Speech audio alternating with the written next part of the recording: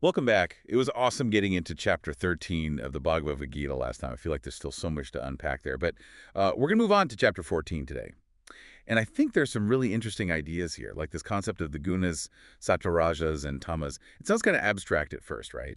It does. But chapter 14 actually gets really practical. It's not just philosophy for philosophy's sake. Okay, so what are we talking about here? Like, what are these Gunas? Think of them as forces, like underlying currents. They affect how we think, how we act, even what we enjoy. What we find satisfying in life. So it's not just mystical energy. No, no, not at all. The Bhagavad Gita actually describes them in a way that I think relates to everyday experiences. And maybe it helped to start with the Sanskrit terms themselves, like the word sattva that comes from a root meaning being, essence. And it's often associated with purity, light, harmony. So sattva is like the force of balance, clarity. Yeah, you could think of it that way. Okay. What about rajas? Well, the root of rajas means to color or to stir. And so you can see how it connects to this idea of action, passion, drive. It's that energy that gets things moving. But of course, if it's not balanced, it can lead to restlessness, agitation.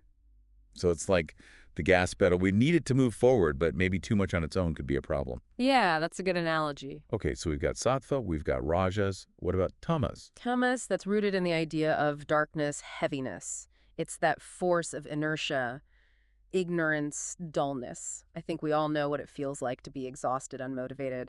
That's tamas at play. Right, okay. So we all have these three forces, these energies operating within us. But how does that actually play out in real life? Like, how do I know if I'm being driven by, say, sattva versus rajas? The Bhagavad Gita gives some pretty interesting examples. Like, let's say you're trying to decide how to spend your Sunday morning. If tamas is dominant, you might just sleep in late, feeling sluggish, uninspired. Oh, yeah, I know that feeling. But if rajas is calling the shots, then you might find yourself making a huge to-do list, trying to cram in errands, chores, feeling this need to be productive. And I can see how that could backfire, right? You end up more stressed than accomplished. Exactly. So where does sattva fit in? With sattva, your Sunday might involve a balance, rest and activity. Maybe you spend time in nature. Maybe you read a book. Maybe you have a good conversation with somebody. But you're not driven by the need to achieve or the urge to just zone out. So it's like finding that sweet spot between being passive and being overly driven. Yeah, you could say that. But isn't a little rajas necessary to get things done? I mean, sattva sounds nice, but is it a little too relaxed? That's a great question. And it really gets to the heart of what chapter 14 is trying to teach us. You see, it's not about eliminating any of the gunas. They all have their place. So it's about understanding them and learning how to kind of manage them. Exactly.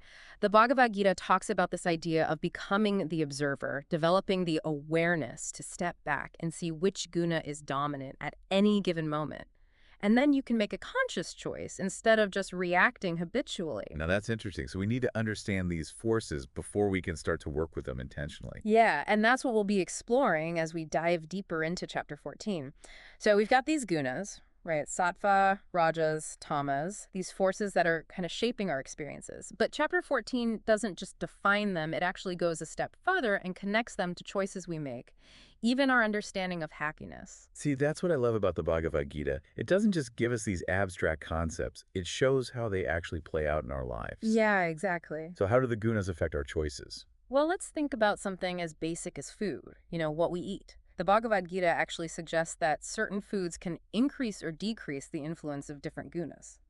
Wait, so what I eat can directly impact how I feel, how I think. Tell me more. It's really fascinating. Think about foods that are considered pure and wholesome, like fresh fruits, vegetables, whole grains, legumes, that kind of thing. The Gita says these foods promote sattva. Okay, I can see that. Those foods tend to make me feel lighter, more energized. Exactly. They nourish the body without weighing it down, right? Right. And that sense of lightness translates to the mind as well. Okay. But on the other hand, foods that are heavily processed, overly stimulating, or just hard to digest, fast food, sugary snacks, too much meat, those are said to increase rajas and tamas. So those might give you a quick burst of energy or a temporary comfort, but ultimately they leave you feeling kind of sluggish or agitated. That's the idea. It's like they create more noise, more internal noise, making it harder to connect with that clarity and balance that sattva brings. Oh, I'm rethinking my grocery list now. But it's not just about food, right? The gunas must affect other choices we make. Oh, absolutely. Chapter 14 actually talks about how actions themselves can be categorized by the gunas they spring from. So, actions born of sattva, for example, are those that lead to purity knowledge and true happiness. So actions that come from a place of kindness, generosity, a desire to help, to serve. Exactly. Those actions create a positive ripple effect, not just for ourselves, but for everybody around us. They contribute to a more harmonious world. That's a beautiful way to put it. Yeah. What about actions motivated by rajas? Those are often fueled by desire for reward, recognition, Great. power. So they might lead to material success, achievements, but they can also come with a lot of stress, a lot of anxiety. It's that constant striving, never quite feeling content. It's like keeping up with the Joneses, Yeah. always chasing something outside of yourself, never finding true satisfaction. Exactly. And then you have actions rooted in tamas, procrastination, carelessness, even harmful behavior Mhm. toward oneself or others. Those often stem from ignorance or a lack of awareness. So if I'm constantly making choices that sabotage my well-being or acting in ways that hurt the people around me, I might be under the influence of Tamas. It's definitely something to consider. The point isn't to judge ourselves, it's to start to recognize those patterns, understand how they're playing out in our lives. Okay, this is giving me a whole new way to look at my choices.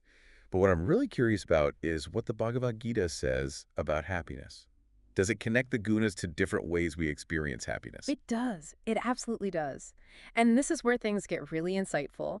The Gita suggests that there are actually different levels of happiness, each associated with a particular guna. Okay, I'm all ears. Break it down for me. What are these different types of happiness? So, the happiness associated with tamas, for example, that's described as fleeting, superficial. It's the kind that comes from indulging in sensory pleasures, escaping from reality. Right. So it might feel good in the moment, but it doesn't last. And you often end up feeling worse off. That's exactly it. It's Mhm. like building a house on a foundation of sand. It's not stable. It's not going to last. And then you have the happiness that's linked to rajas. This is the kind that often comes from achievement, recognition, acquiring things, material possessions. It's that feeling of getting the promotion you've been working for, or finally buying that new car. It feels good, but... But for how long? Right. Exactly. That's the key. This type of happiness is conditional. It depends on external factors. It's like riding a roller coaster. It's always going up and down. So it's not a reliable source of true happiness. Not really. And that's where sattvic happiness comes in. This is described as a deeper, more enduring kind of happiness, the kind that comes from within. I'm really curious about this. What does sattvic happiness actually feel like? It's a sense of peace, Mhm. contentment, Mhm. connection. But it's not dependent on what's happening around you. It's about living in alignment with your true nature, with a sense of purpose and meaning. So it's less about chasing those external rewards, more about cultivating that inner peace, inner fulfillment. You got it. It's like building a house on solid rock. It can withstand the storms of life because it's rooted in something much deeper, much more stable. This is a powerful way to think about happiness. Yeah, It makes me realize that maybe I've been looking for it in all the wrong places. we all do, at times. But the Bhagavad Gita reminds us that true, lasting happiness, it's cultivated from within, by aligning our thoughts, our actions, our choices with the qualities of sattva. This is a lot to process, Yeah. but it's also insightful. Before we move on, is there anything else you want to highlight about these different types of happiness and how they connect to the gunas? Yeah, it really gets you thinking. We're all searching for that happiness, but the Gita is saying maybe we're looking in the wrong places. Maybe it's not about the fleeting pleasures or achievements, but about cultivating this sattva, Hmm. this sense of inner harmony. That's a huge part of chapter 14, for sure. But I think the important thing to remember is that the Bhagavad Gita isn't just some theoretical text. It's a practical guide for transformation. Yeah, it gives us the tools, not just the destination. So how do we actually cultivate more sattva? What are some of the things the Gita recommends? Well, we've already touched on one, being mindful of the food we eat. But it goes beyond that, too. The Gita emphasizes practices that cultivate awareness, stillness within ourselves. And one of the most fundamental practices is mindfulness meditation. We talked about mindfulness in terms of recognizing the gunas, but how does meditation actually help us cultivate sattva? It's about training our attention to be present, right here, right now, observing our thoughts or feelings, but without judgment. It's like creating space between our experiences and our reactions. So instead of just reacting to a stressful situation with anger or anxiety, I can learn to pause, observe, and then choose a more skillful response. Exactly. And as we practice mindfulness, we start to see how the gunas are operating within us. You notice, oh, there's rajas fueling my impatience, or there's tamas leading to procrastination. And that awareness, that gives us the power to choose differently. It's like we're taking back control. Yes.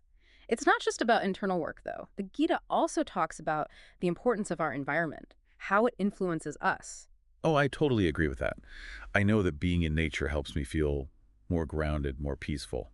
Does the Gita talk about that? Oh, yeah, absolutely. Chapter 14 actually highlights the importance of connecting with nature as a way to cultivate sattva, Yeah. because the natural world, it embodies harmony, balance.